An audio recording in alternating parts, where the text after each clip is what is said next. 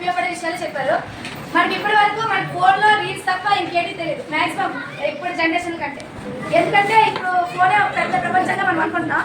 అలాంటి సమయాల్లో ఇలాంటి స్పీచ్లు వింటే చదువు రాని వాళ్ళు కూడా మనం ఏదో సాధించాలి, మేము ఇంకా ఇంప్రూవ్ అవ్వాలి అనే ఒక థాట్ అనేది వాళ్ళ మైండ్లో సెట్ చేసుకున్నారు సార్.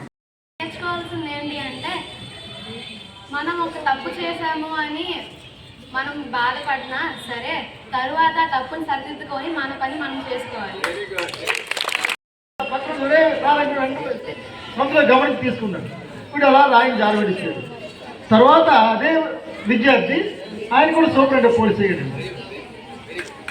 ఆయన చెప్పాడు మీటింగ్లో, ఈ ఉపాధ్యాయుడు రిటైర్మెంట్ తర్వాత సార్ మీరు ఆలోచన గమనించకపోతే మీరు రాయితీని కొట్టేసింది స్కూల్ మానికి పశువులు కాపాడడం లేకపోతే ఏదో లేబర్గా చేస్తుంది.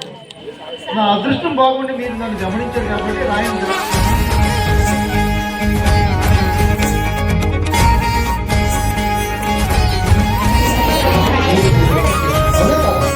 సో మనం కూడా ఏం చేయాలి, మీకు విద్యుత్ అవకాశం నేను అనుకుంటాను.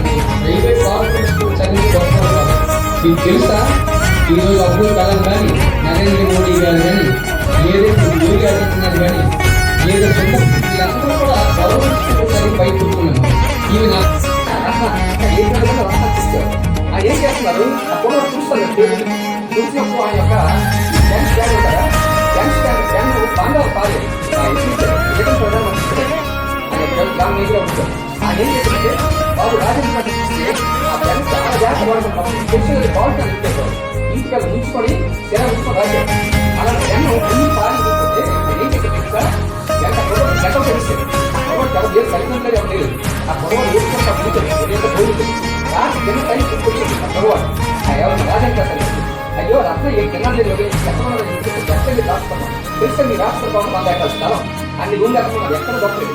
ఆమె స్వయంగా ఏం చేసేట బయటికి అయిపోయి చూసేటప్పటికి రాష్ట్ర పాపం వాళ్ళు బయటికి కనిపిస్తారు. అక్కడ మురిపాలు పక్కన పడుకున్నాడు. అబ్బాయి వెళ్ళి అక్కడ వెళ్ళి కదా సార్ మీరు క్షమించమంటారు సార్ తప్పకుండా మాట్లాడుతున్నాను లేదా పొరపాటు ఆ బాధ పొరపాటు అది చేతి పని చేస్తుంది. నేను పేరు చేస్తాను చూస్తున్నాను తప్పైతే నేను పొరపాటు చేస్తాను.